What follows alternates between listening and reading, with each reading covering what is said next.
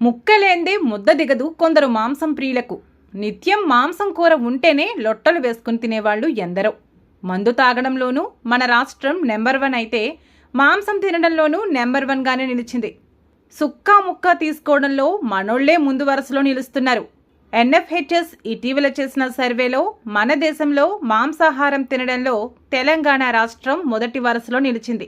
ఆ తర్వాత 3వ స్థానంలో ఆంధ్రప్రదేశ్ రాష్ట్రం ఉంది. తెలంగాణలో 98.7%, ఆంధ్రప్రదేశ్లో 98.25% మంది నాన్ వెజ్ తింటున్నట్లు పేర్కొంది. మిగతా రాష్ట్రాలతో పోల్చుకుంటే ఈ 2 రాష్ట్రాల్లో మాంసం ధరలు అధికంగా ఉన్నాయని తేల్చి చెప్పింది. మన రాష్ట్రంలో కిలో మటన్ 800 నుండి 1000 రూపాయలు ఉండగా, అంతర్జాతీయ మార్కెట్లో 500 నుండి 600 ధర పలుకుతోంది. ప్రతి ఏటా సగటున ఒక్కో వ్యక్తి మాంసం కొనుగోలుకు 58,000 రూపాయలు